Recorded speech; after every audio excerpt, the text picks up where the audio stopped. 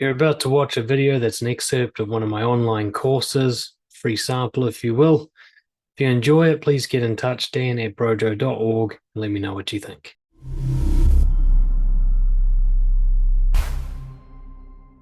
Today we're going to start transitioning into the action phase. We're going to be preparing you for the proper interaction part of overcoming sexual shame, where you'll interact with other people as a way to help deal with your shame. Today is about depressurizing sex and sexuality. We're going to take the pressure off, particularly the pressure to perform in whatever way you feel pressured.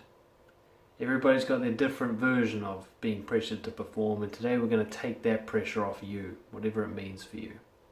We're also going to deal specifically with the concept of erectile dysfunction, one of the most common and debilitating symptoms of sexual shame for men. For women, I believe this can also manifest in different ways physically, in terms of getting too dry or being tense or just genuinely not enjoying yourself sexually.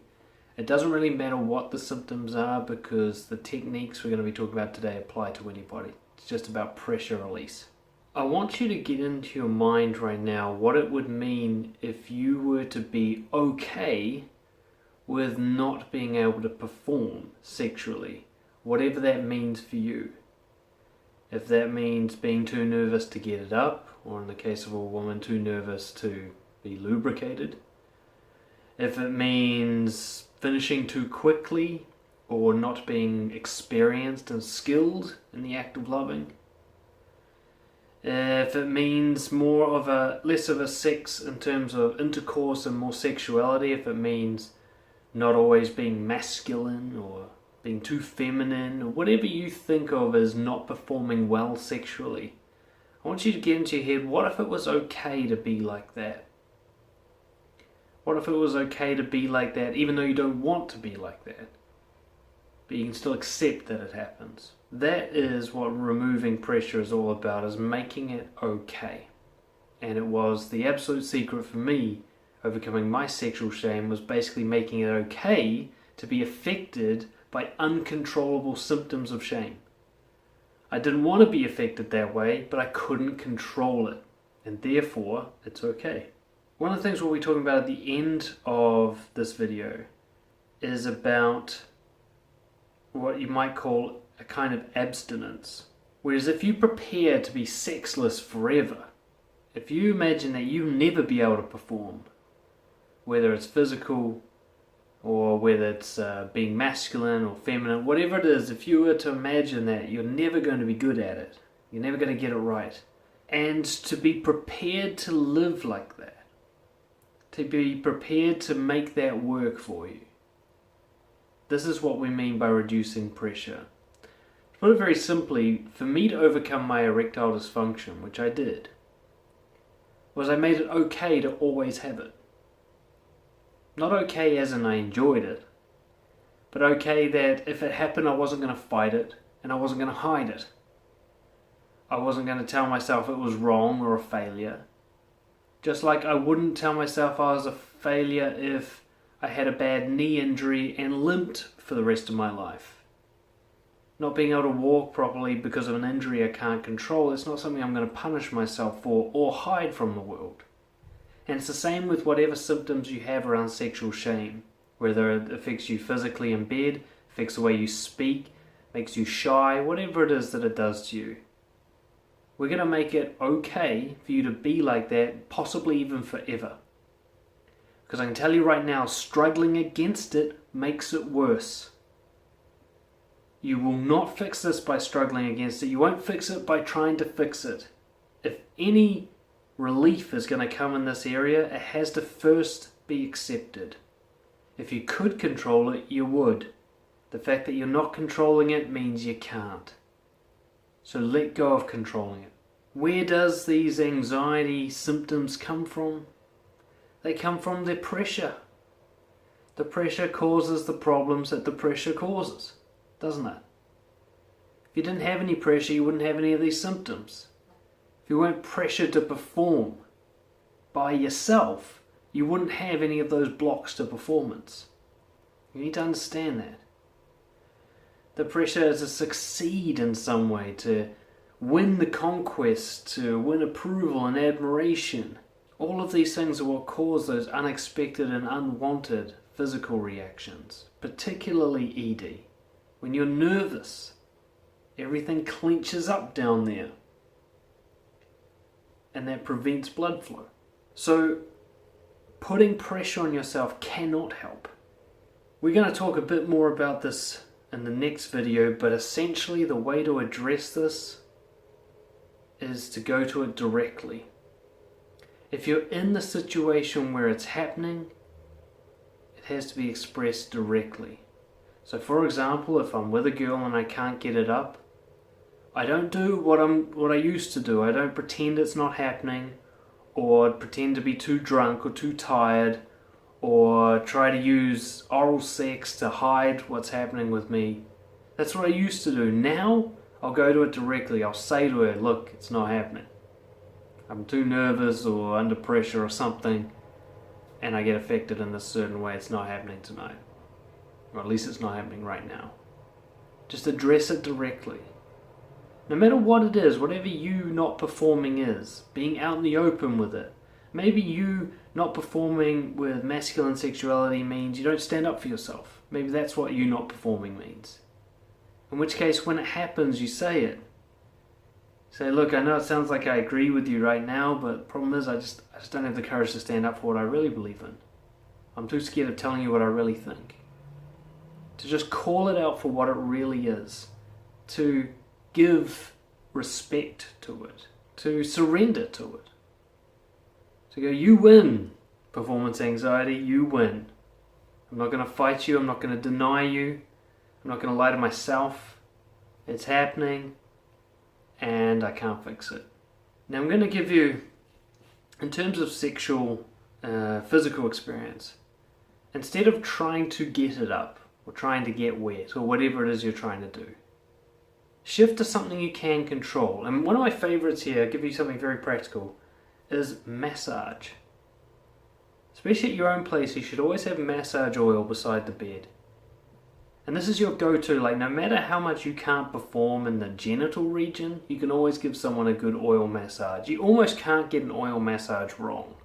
And if you think you are getting it wrong, go look on some YouTube videos or something. But have this thing where you know that if you can't perform sexually, you've got a backup. You've got this thing where the night won't be a loss, it won't be a total disaster. You won't, it's not like it's your only weapon. You have other tools at your disposal. This will allow you to realize that, like, as great as it would be to be able to perform sexually, I have other options. Maybe, like I said, if performing sexually means standing up for yourself, and you can't do that, you can at the very least go and speak to someone you feel safe about it, and go let them know that it happened. You might not be able to tell the person directly who offended you, but you may be able to tell someone else so that you can at least get it out. It's your next best thing. Or you may be able to at least not pretend to agree. If you can't actively disagree, at least stay silent. Have a backup option that requires no pressure and that isn't difficult for you to do. It became very easy for me to surrender to erectile dysfunction when I could say to a girl, look, I'm too nervous tonight. I guess it's all about you tonight. Let me get the massage oil. I'll put some candles on. It's going to be your night tonight because I got nothing going on down there. I could actually make it that it was a benefit to them. Something that they could even look forward to. It means, hey, they don't have to do any work tonight. There's nothing to work with. Ironically, this solved the problem for me, but don't do it to solve the problem. As soon as you're trying to fix it, it doesn't work. You need to surrender to it, lose the battle. And then maybe, if you stop fighting, you'll realize it was the fighting that caused the problem in the first place.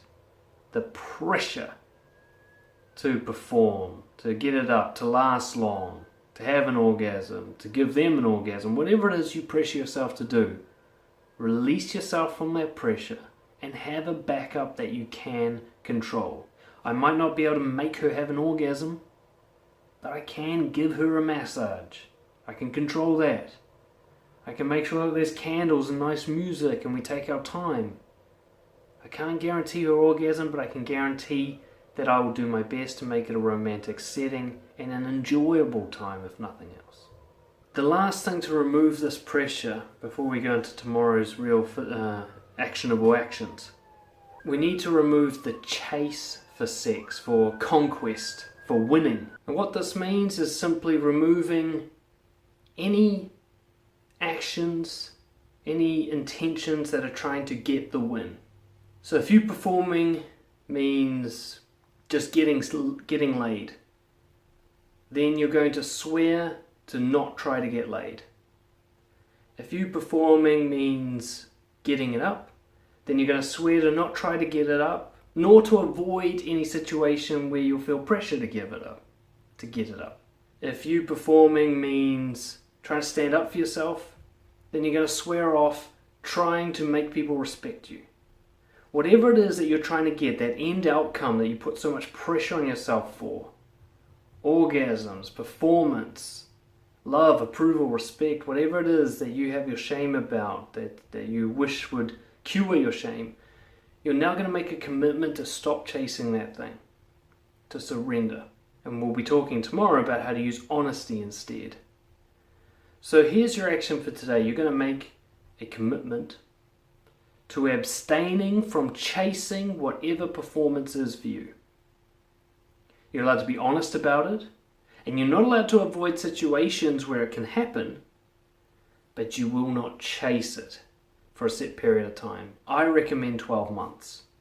When I finally said I'm not going to chase sex for at least a year, which is my way of letting go of performing. Now I'll be honest with girls about being attracted to them, and if they invite me back to their house, I'll go with them, but at no point am I going to do anything to try and make sex happen. The closest I'll come is letting them know that I want to do it. But I won't try to convince them, I won't try to manipulate into it happening, and in my particular case, I won't avoid the opportunities either. I'll tell a girl I want to come back to your place. That's not to try and make sex happen, it's just trying to be honest. And if she says yes, I'm not going to be like, oh, actually I've got an early day tomorrow, and try to avoid it because I'm scared of ED happening. I want you to be able to go into your situations where your pressure to perform will come up, but to release the pressure in those moments, to say, I don't have to perform here. I can suck if I want to. Maybe that's even a literal reference. So make your commitment right here, right now. What are you going to let go of? What pressure are you going to take off? What do you not have to achieve for the next 12 months? And tomorrow we'll look at how to be honest instead. Are you a nice guy or people pleaser who wishes they were more assertive, more honest, and better respected by others? Since 2013, I've been helping people just like you discover their integrity and apply it courageously to build deep and meaningful connections, get respected by others, and become the confident person you've always wanted to be. Imagine being able to speak your mind without worrying what other people will think or worrying that it's the right thing to say, and being able to assertively stand up for yourself and your loved ones. Imagine never feeling the need to apologize for who you are or what you want, and being able to live carefree without shame or the I'm not good enough story in your head. Imagine going to bed knowing that you courageously took every opportunity available to you and you've got no regrets because you always know what you should be doing in every situation. I'm so confident in my ability to help people like you unleash your highest level of self-worth that I give people a free coaching session to test what I'm doing. In this 1-hour session, we will uncover the biggest barrier to your confidence, whether it's an awareness problem, you don't know what you should be doing differently, or it's a courage problem, you know what you should be doing, but you find it too intimidating. I will guide you to make a breakthrough with your behavior to get through that barrier in a powerful way without feeling terrified and without destroying everything you love. I've had some people find this first session so powerful that I never hear from them again simply because they didn't need anything more after that. It launched them into the highest level of confidence that they've ever experienced. And if that's the result you get, I'm good with that. One client put it, this session was more valuable to me than 3 years of therapy combined. So if you're tired of trying to keep everybody happy, and you're sick of worrying what other people think of you, and you're concerned that your people-pleasing and conflict avoidance is going to damage your relationships, then come and have a talk with me. Worst case scenario, you get to experience what it's like to talk with someone who actually understands what it's like to be you. I've lived the nice guy experience for decades. I know it inside and out. I know that pain. Case scenario, and very likely, you will have such a powerful insight into a behavioral change that you can make in the next 24 hours to significantly improve your confidence, relationships, and career. All I ask is that you be honest, open to change, and willing to try something new. Why wait another 10 years to discover confidence when you can do it today? Fill out the brief form below to apply for a trial coaching session. Do this quickly because there are limited spots each month, and then I'll get back to you to book in a time to talk.